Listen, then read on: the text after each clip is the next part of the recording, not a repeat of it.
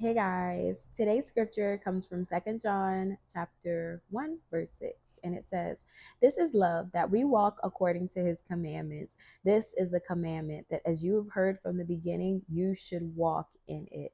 This scripture, the first part really stood out to me because God is describing to us to basically to show that we love him, we have to walk in his commandments. And walking in his commandments basically just means living our lives out in agreement and in alignment with what he's commanded us to do. So throughout the Bible, it's full of commands, it's full of laws, it's full of principles, it's full of just what we need to do for a good Christian living. It's not just the Old Testament 10 commandments, although those are great.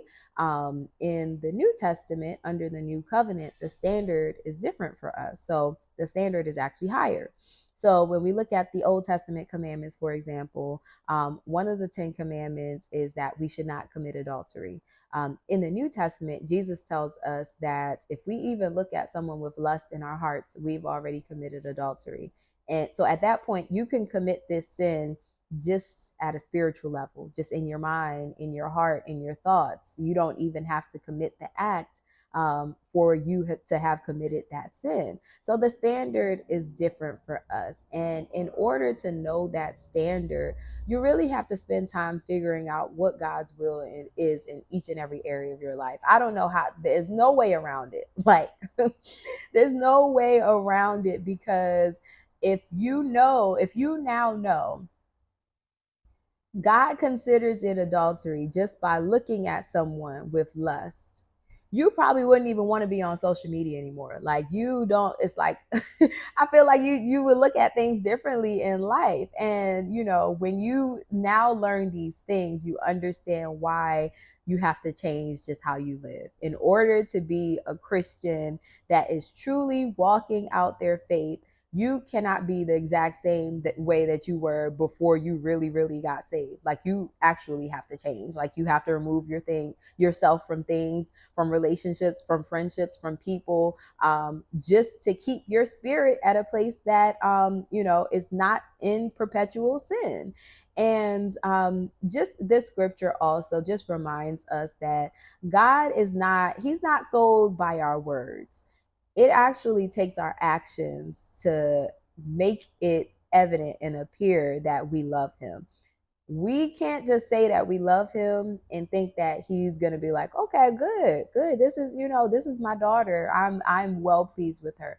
That's not the case. So we show our love through our actions, and our actions are ones that have to be in alignment with what his will is for our life.